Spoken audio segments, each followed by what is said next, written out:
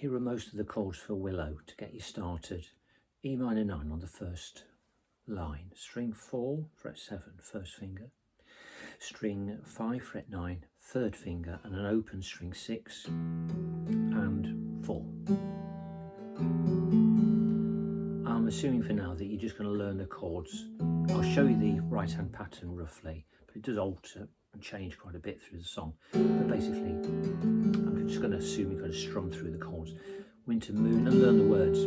Winter moon by the river, mine soaked to the skin, soaked, and we've got a C add 9. Sounds great and it's easy to play, which is a good combination. Not always true, or possible. String 5 fret 7, first finger, string 6 fret 8, second finger, and open strings 4 and 3. Back to the beginning. Winter moon by the river, mine soaked to the skin. Back to E minor 9 on skin. Let the willow embrace me, let the, on strangeness, back to C add 9 again. Strangeness sink in, on in, we go to a G chord, it's just a G5, there's no third in it. String 6 fret 3, first finger, string 5 fret 5, and open strings 4 and 3. Next chord, back to the beginning. Winter moon by the river, mine soaked to the skin. Let the willow embrace me, let the strangeness sink in. And then we have a D add 9 with an F sharp bass. That's the first inversion D with an added E.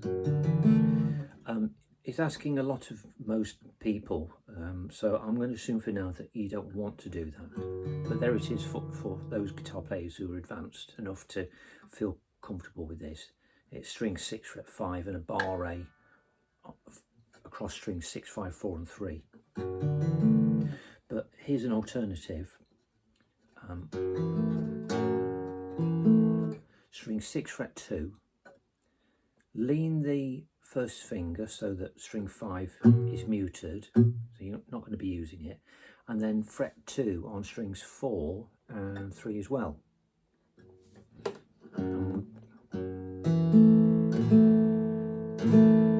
So if you strum through quickly enough, the muted 5th string is not a problem. It doesn't register. If you're finger picking, it's easy. This is not a challenge, but it's not an issue is what I'm trying to say, because you're not playing the 5th string anyway. Fell weirdly asleep. Back to E minor 9. Fell weirdly asleep. C add 9. Let the dreaming begin. We have an F6 chord. Begin. Sorry about the voice. Begin. Singing quietly and in tune is not always easy for me. String 6 fret 1, this is the F6 chord. String 5 fret 3, third finger. String 3 fret 2 and an open 4th string. Dreaming begin. Swept away. Swept away. A flat. There are some ways of playing this, other ways, alternatives. Perhaps I'll give you an alternative in a different video. I'll just say for now that you could do this one here. It's an A major chord with just move back 1 fret, down 1 fret. When I say down, I'm talking in pitch here. A flat, back to the way I play it. String 6 fret 4, string 5 fret 6, string 4 fret 6 and string 3 fret 5. No 2 or 1. Swept away, roaring water. Now we've got an E flat chord with a G bass. So that's the first inversion E flat major. I will give you an alternative version. I won't show you the original. I'll just mention it now. I'll just show you for those who want to do it. String 6 fret 3, string 5 fret 4 fret 5, sorry, string 3 fret 3. I'm having to use a bar A for this, you see, and string 2 fret 4. If you want to avoid bar A's, finger pick and you won't have a problem, because you can pluck the right strings and you can lift the bar A and just pluck 6, 4 and 2. Swept away roaring water. An alternative, just play a D shape up 1 fret. So swept away roaring water. I know it changes the feel because the textures alter so much, doesn't it? And the voicing is really weird. In order to go smoothly from the E flat, from the A flat to the E flat, you would have to use an alternative like A flat played here, string 1 fret 4, string 2 fret 4, and string 3 fret 5. Then you'd have a logical sequence of 3 lines there, a smooth movement of the lines. I didn't mean logical sequence, I just mean the lines move smoothly. Swept away roaring water. Blind is a B flat on Blind Fisherman. It's a B flat with a D in the bass. So it's this is not exactly what I play, but I'll give you this and then I'll show you what I do.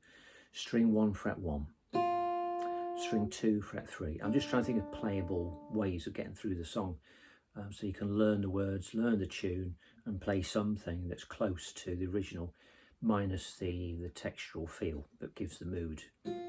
The reason I play the chords where I do is because for me it evokes the mood of the song. Anyway, that's why I play this, you see. Back to the B flat, string 1 fret 1, string 2 fret 3, string 3 fret 3, and an open 4th string on the word blind. Blind.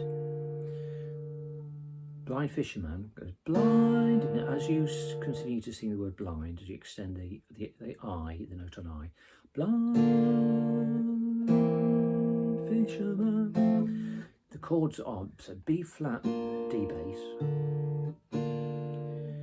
Next chord I play is a C7 chord, and it's string 2 fret 1, string 3 fret 3, string 4 fret 2, and I just play those 3 strings. So, swept away roaring water, blind. Oh, I said I was going to give you the way I play it.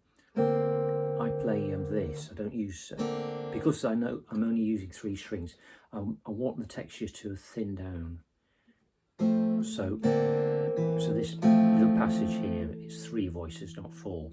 So I play string 2 fret 1, string 3 fret 3, and string 4 open. That's my B flat. So I've got an added 9th and the D in the bass. So it's a B flat add 9 / D.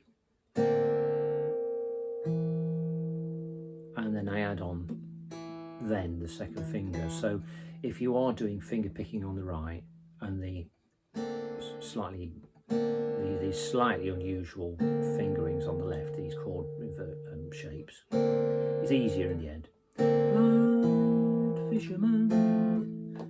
On fisherman, it's an F major chord. String 2 fret 1, string 3 fret 2, string 4 fret 3.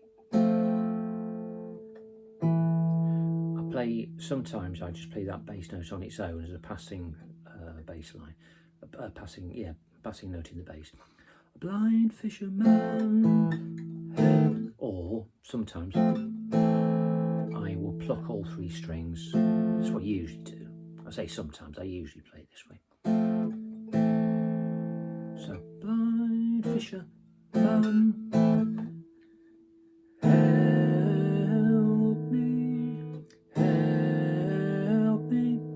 on Help Me Swim, we've got it's a B7 with a D sharp in the bass. Swim is an E add 9 because the 3rd is sung the G sharp, and the 9th is here, and this is the chord. It's a big one, this one, so the texture is widened out, thickened. We have string 6 open, so line 5, help me swim, string 6 open, string 5 fret 2, string 4 fret 4, string 3 fret 4, and open strings 2 and 1. So there's no G sharp, no third in the chord on the guitar, but we add that in the voice. Swim. All barring the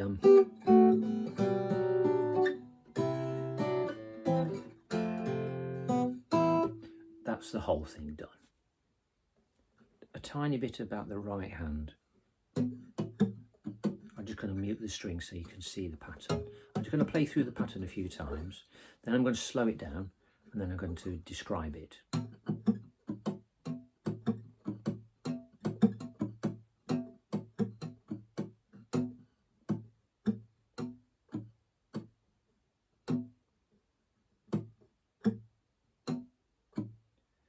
String 6, 5, 4, 6, 3, 5, 6, 5, 4, 6, 3, 5, 6, 5, 4, 6, 3, 5. Now I'll put the first chord on, have a listen to what it sounds like. 6, 5, 4, 6, 3, 5. And the counting goes 1, 2 and 3 and 4 and 1, 2 and 3 and 4. You could build up to this by resting the index on 4, middle on 3, and practice alternating the thumb and counting 1, 2, 3, 4, 1, 2, 3, 4. And notice that the fingers stroke comes in, the first one comes in after beat 2. 1, 2, 1, 2 and 3 and 4. So the thumb is marking the main beats. 1, 2, 3, 4.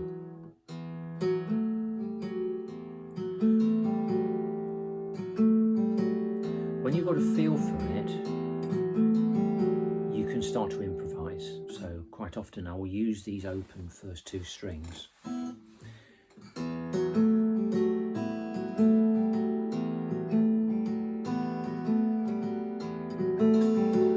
The thumb is alternating, you'll come up with a pattern that's satisfying. And also, if you bear in mind, if you can just think of the thumb alternating, you don't always have to play it.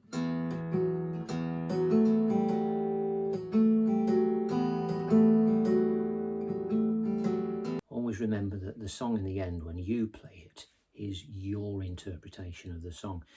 You may want to get as close to the original, even imitating my voice. Who knows? But there's a lot of fun to be had in exploring it in your way. Just enjoy the song as much as you can and explore the world of the song in your way. Substitute chords, change it, just do whatever you want. Just enjoy yourself on that musical journey.